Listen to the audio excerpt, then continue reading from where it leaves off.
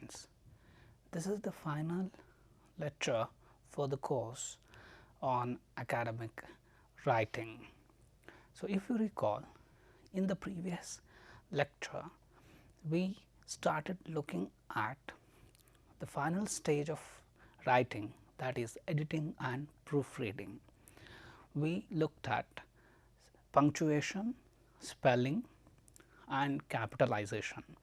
We started looking at errors related to articles, and continuing that discussion, today we will look at some more rules related to the use of definite article the, and then we will also have an overview of the entire course.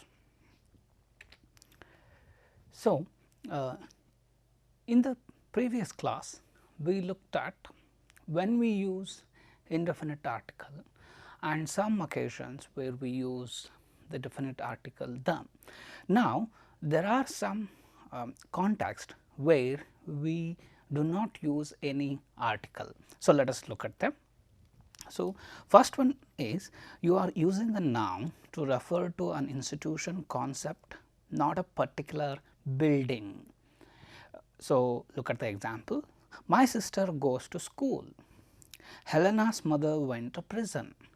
He does not go to church. So, in all these examples, you have these nouns school, prison and church. Here these refer to a social institution, not a particular building. So, when you say my sister goes to school, it means she is young, so she does not go to college or she does not sit at home, she goes to school. So, that is what you mean.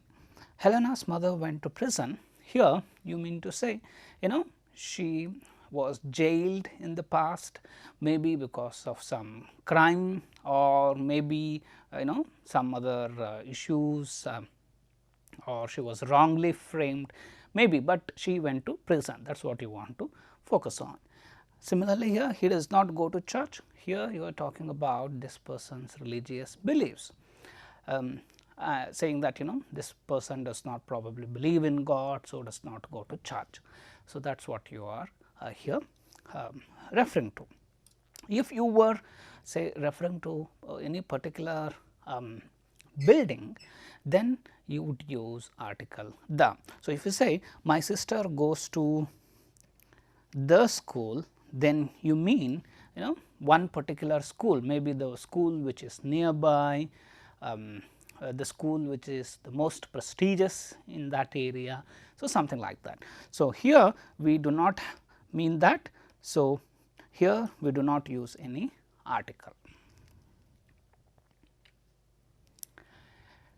Second rule is when you are using a particular noun in a generic sense, then we do not use any article. Look at the examples. Peacock is our national bird. Engineering is the most preferred choice now. Child is the father of man. So, here you can see in the first example, I am using peacock in a generic sense. I am not referring to one single peacock or a specific peacock I have in mind. So, it is not the case either. So, here peacock refers to the entire class of peacocks. So, it is in a generic sense. So, there is no article. Similarly, here engineering, there is no article. Child here in a generic sense. So, there is no article.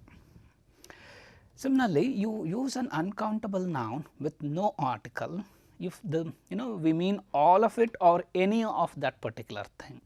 For example, look at this. I need help, I do not like cheese, do you like music? So, when you say I need help, any kind of help, some kind of help you need or all possible kinds of help you need. So, so you do not here specify anything. I do not like cheese. So, there are different kinds of cheese. So, probably you do not like any of those cheese. So, here there is again no article. Similarly, do you like music? So, Do you listen to music? So, I am here referring to a person's hobby. It may be some form of music, all form of music. So, that is why there is no article here.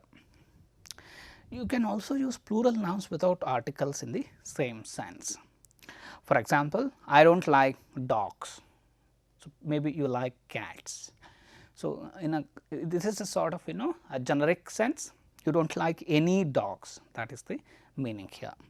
I do not need questions, give me answers. So, here again you do not like any kind of questions, you need answers. So, it is in a generic sense. Now, let us look at these three examples and see what is the difference. Research is an important activity in universities. So, here there is no article in first example. Second, the research begun by Dr. Matthews was continued by Professor Brankovich. Here you have the article the. So, here there is no article. So, NA, I am marking it as NA. Now, look at C. A survey was conducted among 200 patients in the clinic. So, here there is indefinite article a. So, why this difference? So, as you can see in sentence A, research, this is usually uncountable. So, it is being used in generic sense and therefore, there is no article. In sentence B, I am here referring to one specific research activity. Here the one which begun by a person here Dr. Matthews. So, this is not research in generic sense, or this is not research one instance of research. I am here referring to the specific research. So, therefore, you have the definite article the. In C, the survey is not specified and it is being mentioned for the first time, and therefore, we have the indefinite article a. Note, survey is a countable noun. So, it can take an indefinite article. Now, let us look at these examples and then decide why article the is used or not used. A. The most famous fictional detective is Sherlock Holmes. So, here article the is used. So, why? It is the superlative degree. So, with superlative degree we use a definite article the. The USA was founded in the 18th century. So, with periods we use the time periods. So, you remember the Middle Ages. So, that is what we say. So, the 18th century, and this is name of a country, but it takes article the. So, note there are few exceptions. Usually proper nouns do not take any article, but USA takes the, maybe because it is seen as a conglomeration of several states. So, therefore, here we have article the. Look at C. The government changed its attitude in the 1980s. So, the 1980s, this is time period. So, article the. I am here using article the government. So, this is social institution.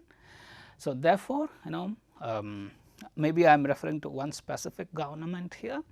So, I have used article the. In many companies, the knowledge of most employees is a wasted resource. So, here the is used, knowledge of most employees. So, I am here referring to something specific. So, this is not knowledge in general. So, therefore, article the is used. Here it is indefinite article in the sense of one. So, it is one of those resources which is wasted. So, this was about articles. So, note here that article usage is fairly complex. So, with in a lot of practice you will be able to master when to use it and when not to use it. So, now moving on, we look at revision and finalizing. So, you have actually taken care of all the errors, and before you submit you need to look at it again and revise some parts here and there and finalize it. So, when you are revising, you can ask yourself the following questions. So, does this fully answer the question or questions in the title? So, you have a write up.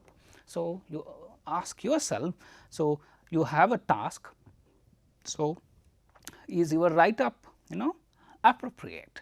So, have you left out something, or is there something which is unwanted? So, you need to ask that question to yourself. Do the different sections of the paper have the right weight? That is it well balanced? So, say you are looking at 3-4 issues related to one particular topic. So, you need to make sure that you have actually treated them equally. So, say you are talking about causes of poverty in India and you have listed 3 causes. So, you think all of them are equally important, then ideally you should have devoted equal amount of space to each of those causes. But say you have spent 1 page on one cause, but then again just 2 sentences on the remaining, then it is unbalanced. So, you have to keep that in mind. Also, there are different sections in a paper, like we have seen structure of a research report or a research paper. So, there is introduction, then your review of previous studies, then methodology, results and discussion, conclusion, and so on. So, you have to assign proper weight to these sections. So, usually introduction is shorter one, then review of research is slightly longer than the introduction section, then but the focus is on research methodology and discussion of your results and about the procedures of data collection and other things, and again conclusion is a short one. So, have you assigned equal proportionate weight to these sections? Does the argument or a discussion develop clearly and logically? So, say you are writing an argumentative essay. So, have you made your position clear? So, have you provided enough evidence? So, and you have to see if there is logical connection across paragraphs, across different sections of your write up. Have I forgotten any important points that would support the development? So, one final look. So, you look at your write up and ask if you have forgotten to include something. So, maybe you read something, you thought you will include it later on, but you forgotten. Now is the last chance. So, look at it and see, and also check your references section. So, make sure you have listed all works you have cited in the main body under references, and similarly you have to make sure you have given proper in-text citations. Also check if you have acknowledged key people, your funding organization or reviewers if it is a journal article. So, these things you should check at this stage.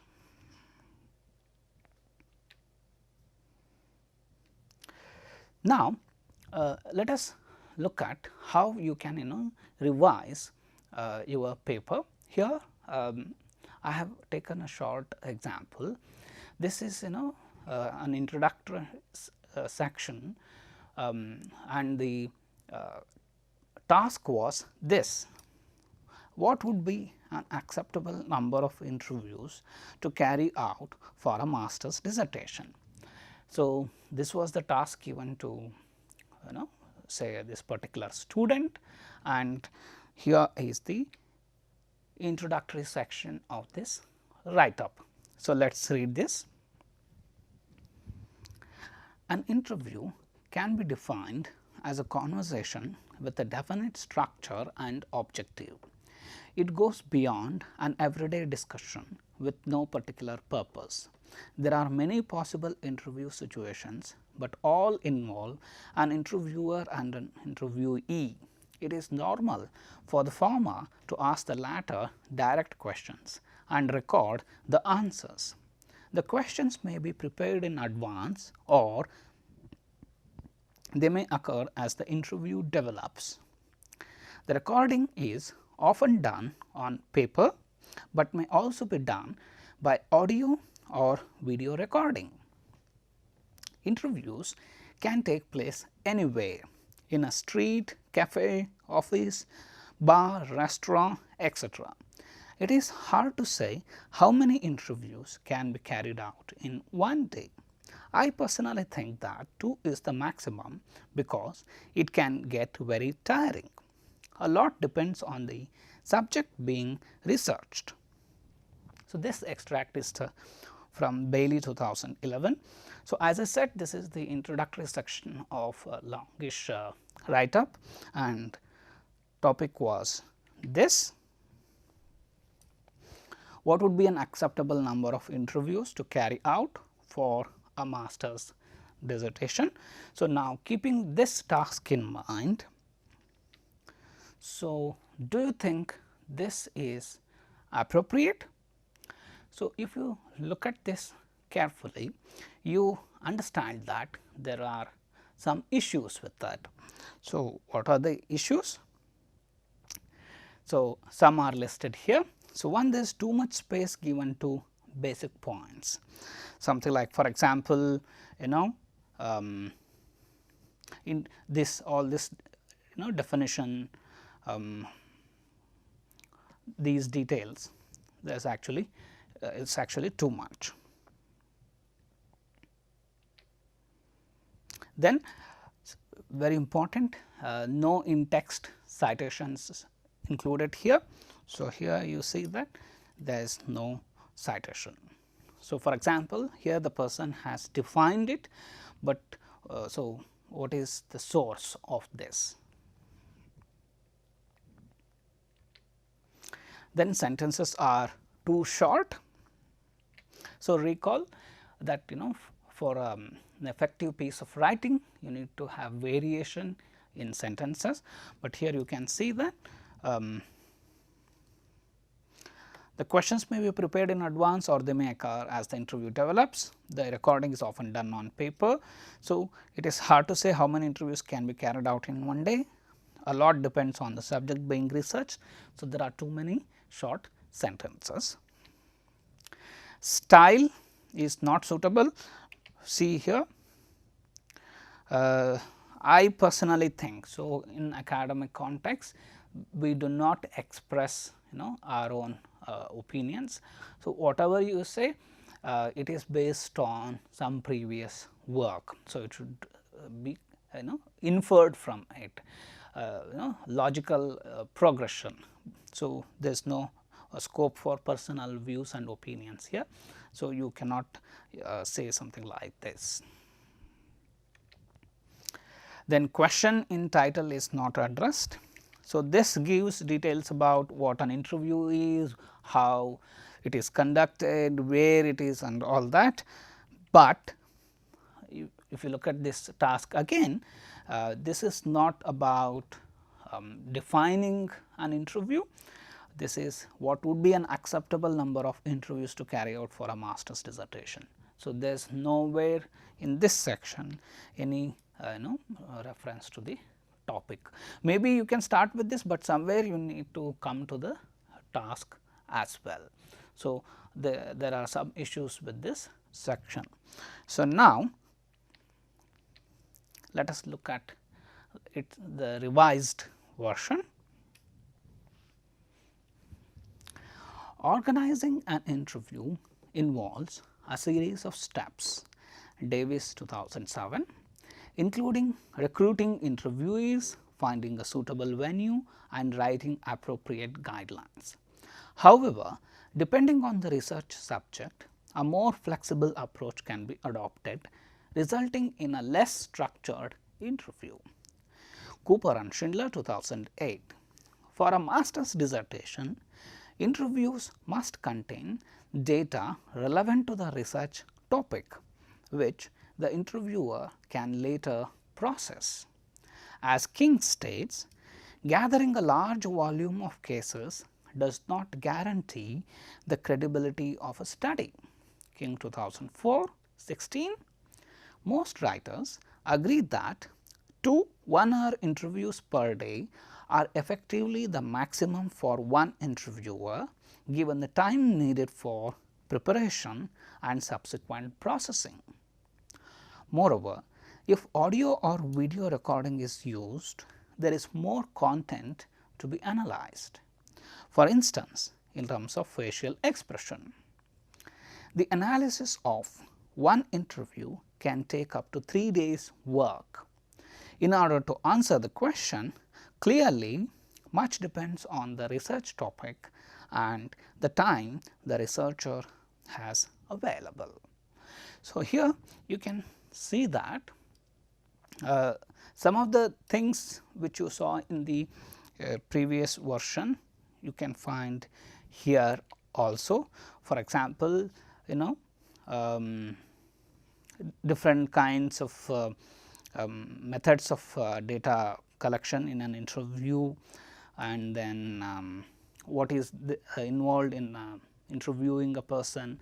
So, some information is there, but the way it is presented you can see is very different.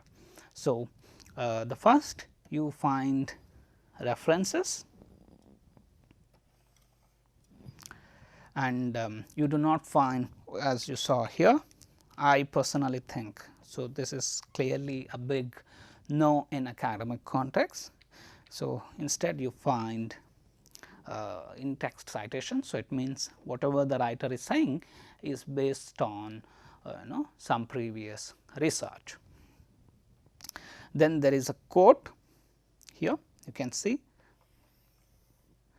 and a reference to it including page number, and very importantly this touches upon the topic. So, I am going back to the topic.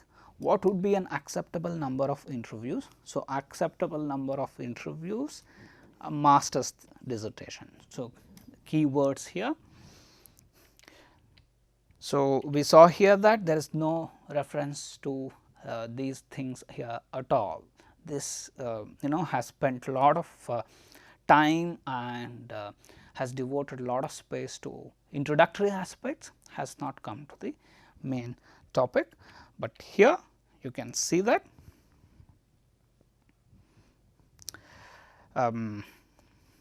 so, for example, see here,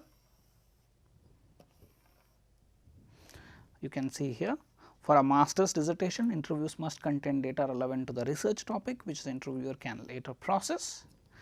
And then here, in order to answer the question, so article the question which is given in the task, it depends on the research topic and the time researcher has. So, you have dealt with the introductory aspects like what is involved in interviewing and how you analyze the data, what is the maximum you can do, and then you have connected all those things to your topic, that is how many you need for a master's dissertation.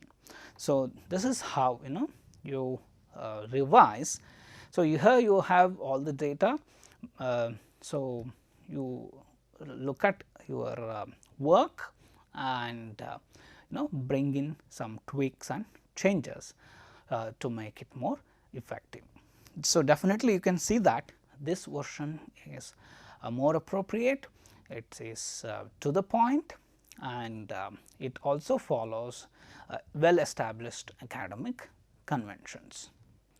So, we have so far discussed various aspects related to editing and proofreading. So, basically we look at errors in grammar, vocabulary, punctuation, and we address those issues. So, now let us look at some examples of those errors, and how we should go about those when we are proofreading. So, let us look at some examples. So, here are extracts from parts of sentences. So, with different kinds of errors. So, let us look at these in detail one by one. First one, corruption is a problem in many countries such as Africa. So, you may have inadvertently committed a factual error. So, what is the error here? You are saying in many countries such as Africa. So, Africa is not a country. So, you have to change it. Word ending. So, you may have got confused because of similar sounding words, or maybe autocorrect has changed it. So, see here, she was young and innocent. You are here describing this person. So, using adjectives. So, this is young. So, this should be innocent. Then punctuation related issues. So, what is the optimum size for a research team? So, definitely this is a question. So, you need a question mark. Also here note that there is something called what we call indirect question. So, for example, if I say I wanted to know how these people will perform on a test. So, this is an indirect question. So, such indirect questions will not take a question mark. Instead, we should put a full stop after those. So, you have to double check this aspect. Then problems related to use of tenses. Since 2005, there were 3 major earthquakes in the region. So, you have been talking about a time span which starts from 2005 till date. So, this tense is wrong. So, you have to say there have been. Then you have problems regarding vocabulary. Look at this, vital to the successfulness of a company operating in China. So, maybe because of analogy, you have overextended the use of prefixes, suffix, but you have to make sure here vital to the successfulness, there is no such word, it is only success. So, another word which people often use is boundation, but note there is no such word. You can say it is bounded. So, there is some limitation. So, there is no word as boundation. Then problems related to spelling. See here, previous experience can sometimes give researchers. You mean to say previous. So, while typing this can happen. So, now we call them typos, or it could also be because of autocorrect. So, you have to check particularly regarding this, because a spell check in your word processor may not identify such mistakes. So, it is always good, it is in fact highly advisable that you should look at your work very carefully, line by line, looking for such spelling mistakes. Then issues about singular plural nouns. So, look at this example, one of the largest company in Asia. So, when you have a phrase like one of, then this should be plural.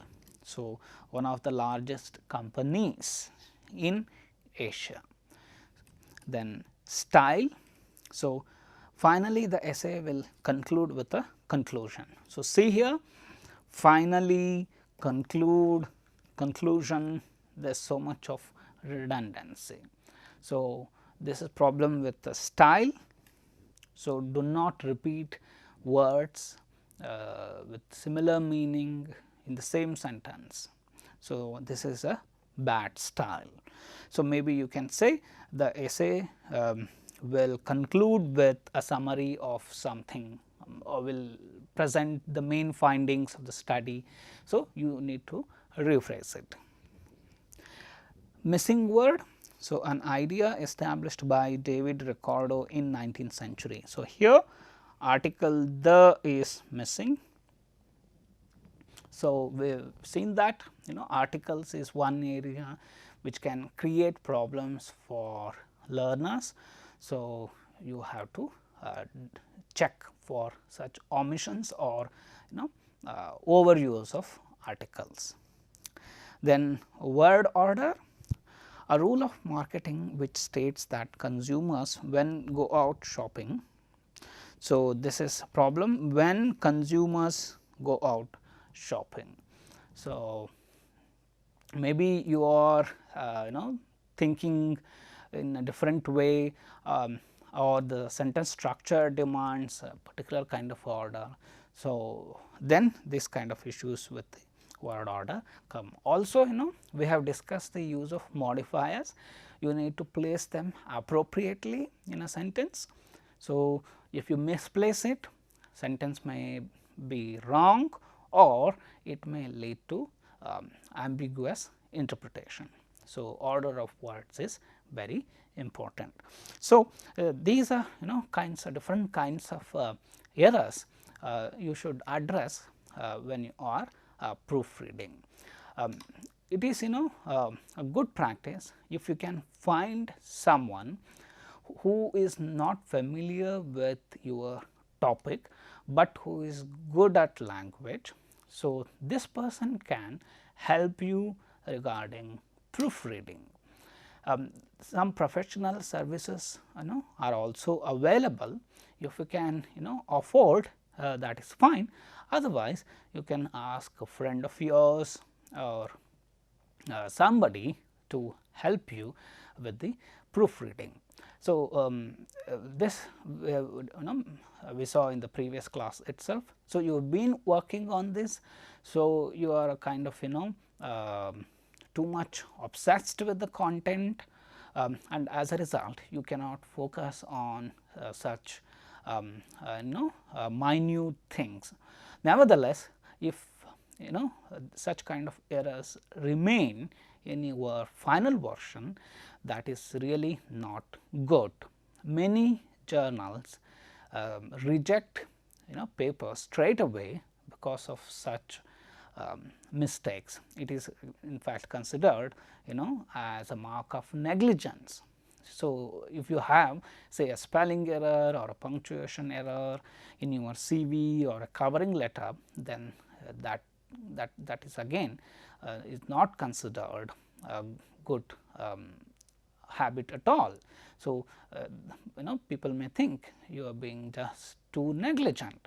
So, these errors you need to really take care of.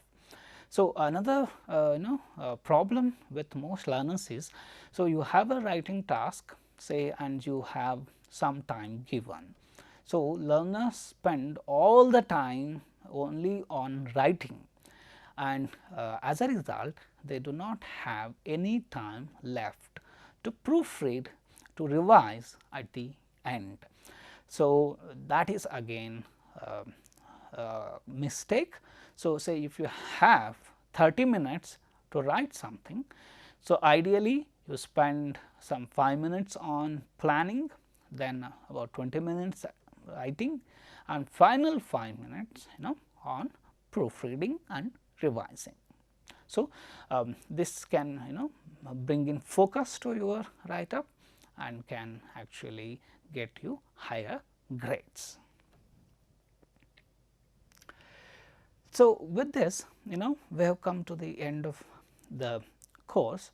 So, I will quickly go through the different things we have discussed during this course. So, this course had mainly 3 parts. They were reading in academic context, then writing, and then language elements. So, what all we discussed under each of these. So, we started with this part, reading in academic context. So, some of the main topics covered under this are listed here. So, the first one which we looked at was how you interpret the given task. So, unless you understand the task clearly, you cannot write a good essay, you cannot do justice to it. So, that is the first thing. So, you look at keywords in it, you understand what exactly is required, and then accordingly you will plan an outline and then you search for resources. So, all other steps depend on this. Next was searching for resources and evaluating those. So, it is just not enough to find resources, you should also be able to judge them and then decide whether they are trustworthy, you can use them or you should not use them. So, some may have inherent biases, some may have faulty methodology. So, all these things you need to keep in mind. Then we looked at different skills related to reading.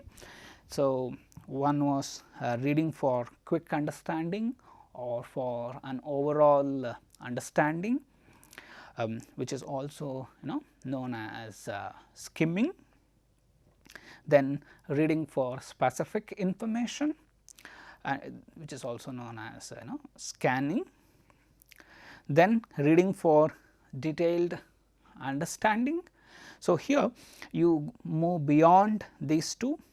So, you want to understand the structure of the write up, how those different parts are connected. So, what is the main thesis, how it is developed. So, what are the strategies the writer has adopted. So, are those effective. So, all those things we discussed under reading for detailed understanding. Then reading for critiquing. So, understanding what you have is one level. Next level is questioning the author. So, is the author appropriate here, the examples are they appropriate, is the style appropriate. So, if the author is arguing for something, so what is the evidence. So, can you believe in that, is there clear logical progression. So, and then are there any biases. So, we discussed how subtly the words you choose, the structures you choose reflect your attitude towards the topic. So, we look at the author's attitude, the tone, all those aspects when under reading for critiquing. Then the final topic which we discussed under reading was note making and summarizing. So, you make notes of it, then you sum up only the main points. So, first we paraphrase. So, rewrite whatever author has said in your own words, and then reflecting the original organization, original attitude, we write a summary. So, those things we discussed under this thing. So, note making and summarizing. The next part was writing. So, here we started first with structure of a basic paragraph. So, we looked at cohesion, coherence, topic sentence. So, how you construct a paragraph, those aspects we looked at, and then next we moved on to how we move from a paragraph to a full fledged essay. So, we saw that structure of an essay is very similar to that of a paragraph. So, a topic sentence in a paragraph is something similar to an introductory paragraph. The rest of the paragraph is similar to the body of the essay. You have a concluding sentence in a paragraph, sometimes you have a concluding paragraph in an essay, and then there are connections established. So, there is coherence, unity. So, the structures therefore, are very similar. So, we discussed all those aspects under this, and then we discussed various discourse strategies. Some which we focused on include narration, description, process analysis, cause effect, argument, definition, classification, illustration, comparison. So, narration, we saw how you talk about incident of which happened in the past. So, it could be personal, it could be completely fictional. So, things are arranged in a chronological fashion. So, that is what we looked at under narration. Description, we describe a place, a person, an object, a thing. So, focus is on adjectives. So, we looked at objective description, which most people are likely to agree with. Then the subjective description, your own interpretation, you have a mood to create, accordingly you choose words. So, those things we discussed under description. Process analysis talks about a process, how you carry out. So, we saw you can write a process analysis for people who are going to perform it. So, as we see, we saw some manuals, and then you can also write a process analysis just for information purposes, as in a say an encyclopedia entry. Then we looked at cause effect, organization, how you establish causes for something or effects of something. We also looked at causal errors. Then argument. So, what is your thesis, different kinds of lines of argument. So, appealing to your emotions, then appealing to moral authority. So, then or a rational appeal. So, we discussed all those under argument. Then we looked at definition. So, how you define something, how you write an extended definition. Then classification. So, you have a classification criteria. So, the categories you make should be very distinct, non overlapping. So, all those things we discussed under this. Then illustration, you give examples to explain something. So, we looked at how you choose examples, how you go about giving details of that. Then comparison. So, you have two things. So, you can look at only similarities or only differences or both, depending on your purpose. So, here again you can compare only similar things, two dissimilar things cannot be compared. So, all those aspects we discussed under comparison. And then we looked at some models of academic writing. We looked at statement of purpose. So, for internship purposes or for higher studies, and then we looked at teaching statement and research statements.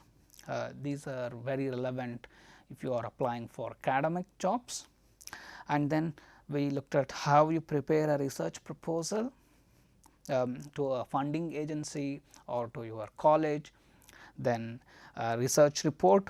So, some work is done, you present a report on it, or you investigate an issue and you come up with solutions to that. Then we also very briefly looked at research paper. So, different parts, how you go about it, we also looked at some aspects of research methodology, like what kind of studies you can conduct, how you go about collecting data, other aspects we looked at under this research paper.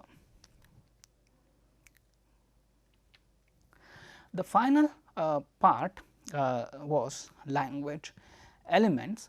So, when we were discussing different discourse patterns, along with this we covered some aspects of language. For example, narration, past tense, description, adjectives and adverbs, cause effect, linkers. So, under this language elements, we looked at some more aspects. So, under grammar, we looked at use of tenses. So, we saw how we use different tenses, what are the common errors related to tense use, like tense inconsistency, choosing the right tense for your purpose. So, those aspects we covered under this, and then we also looked at subject verb agreement errors. So, this is one of the most common errors. So, we discussed some ways to avoid subject verb agreement errors, and then we also looked at pronoun referent agreement. So, pronoun should agree with the previously occurred the noun which has previously occurred. So, that agreement also we have to ensure.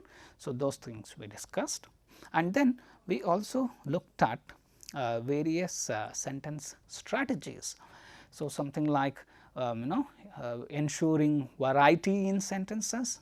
So, you have simple, compound, complex. So, you bring in variety in sentences, and then we discussed other problems like choppy sentences, run-on sentences. So, some common errors related to writing sentences were covered under this topic.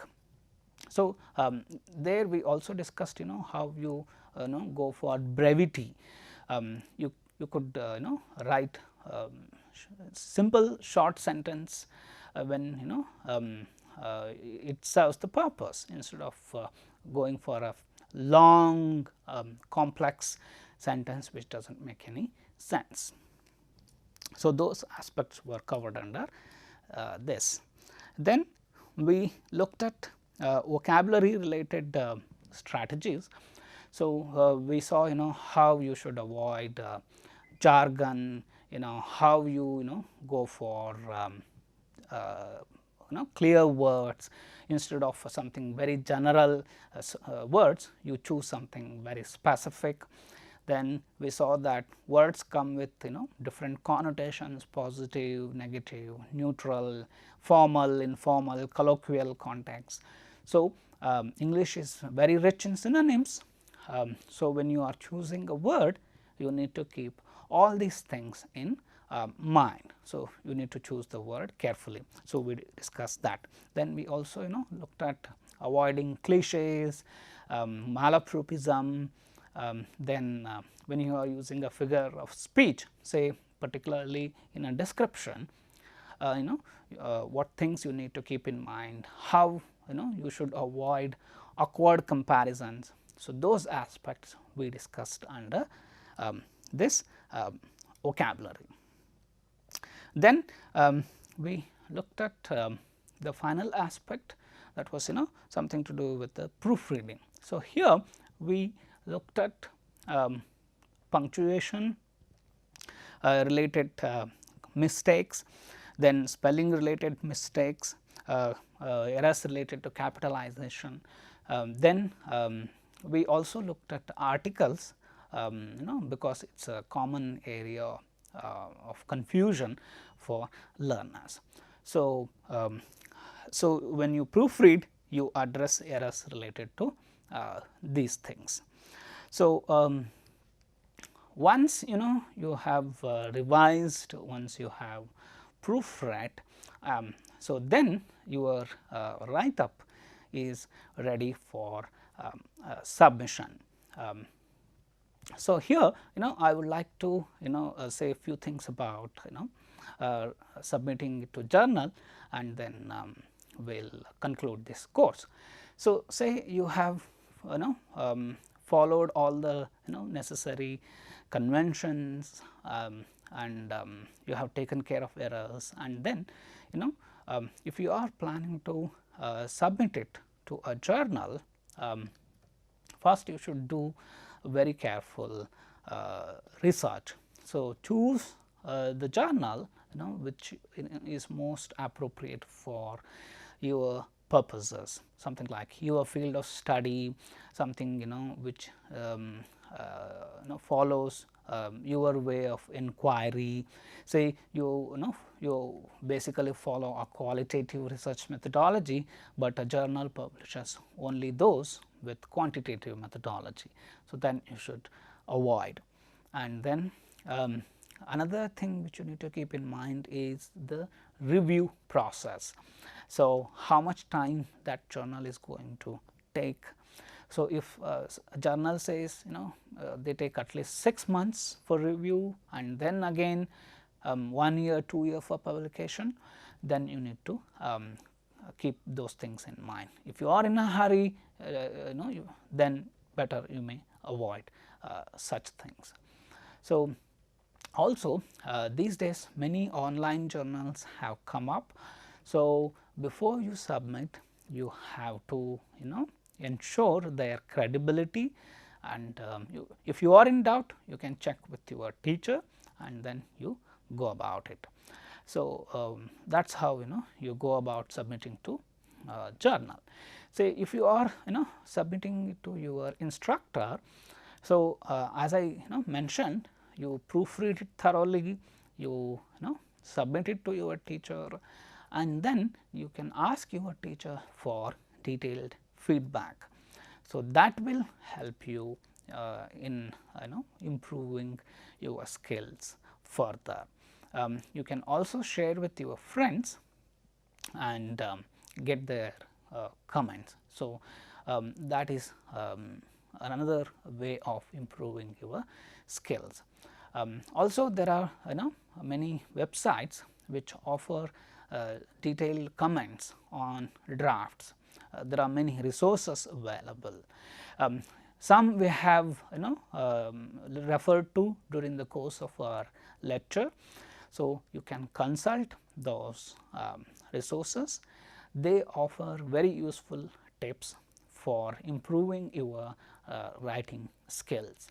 So, finally, keep in mind that writing skill is very important.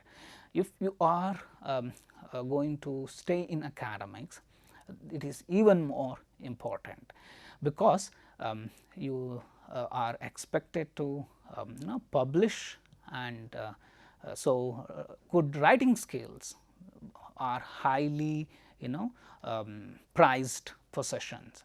So, focus on your writing skills.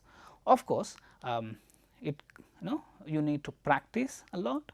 So, as I mentioned, you can take the help of your friends, your instructors, but you keep practicing, and gradually you will be able to hone your skills. Thank you.